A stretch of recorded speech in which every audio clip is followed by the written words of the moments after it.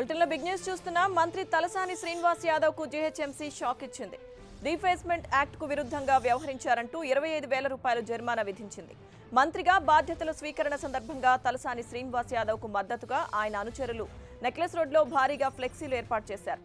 నిబంధనలకు విరుద్ధంగా వ్యవహరించినందుకు మంత్రి తలసాని శ్రీనివాస్ కు జరిమానా విధించిన జీహెచ్ఎంసీ అధికారులు ఆ ఫ్లెక్సీలను తొలగించారు.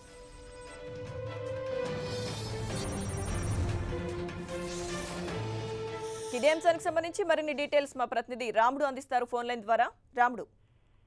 లక్ష్మీ దుర్గా హైదరాబాద్ నగరంలో ఈ రోజు మంత్రి తలసాని శ్రీనివాస్ యాదవ్ ప్రమాణ బాధ్యతలు స్వీకరించాడు ఈ సెక్రటరియట్ లో. అయితే ఈ మార్గంలో ఇటు ఖైరదాబాద్ నుంచి అదే విధంగా అటు సికింద్రాబాద్ సైడ్ నుంచి ఉండేటువంటి సెక్రటరియట్ మార్గం ఏదైతే ఉందో ఈ మార్గంలో మొత్తం కూడా ఫ్లెక్సీలు ఏర్పాటు చేయడం జరిగింది.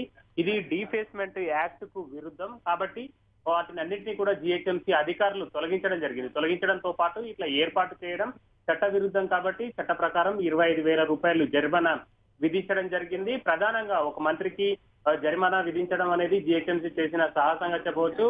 గ్రేటర్ పరిధిలో ఇప్పటికే డీఫేస్మెంట్ యాక్ట్ ను స్ట్రిక్ట్ గా అమలు చేయాలని గతంలో మంత్రిగా ఉన్నటువంటి కేటీఆర్ అధికారులకు ఖచ్చితమైనటువంటి ఆదేశాలు ఇవ్వడం జరిగింది. దాంతో అధికారులు ఈ అంశంలో చాలా స్ట్రిక్ట్ గా ఫాలో అవుతున్నారు. ప్రధానంగా ప్రత్యేకంగా ఎన్ఫోర్స్మెంట్ డిపార్ట్మెంట్ ను ఒకదాన్ని ఏర్పాటు చేయడం జరిగింది. ఎక్కడైనా ఇలాంటివి ఇబ్బందికరంగా ఉండేటువంటివి సిటీ యొక్క అందాన్ని పాడు చేసేటివి కానీ లేదంటే సిటీలో ఉన్నటువంటి సిటిజన్స్ అదేవిధంగా వెహికలర్స్ కు ఇబ్బంది జరిగేటువంటి ఏ అంశాన్ని కూడా వీళ్ళు సాధించట్లేదు జీహెచ్ఎంసీ అధికారులు.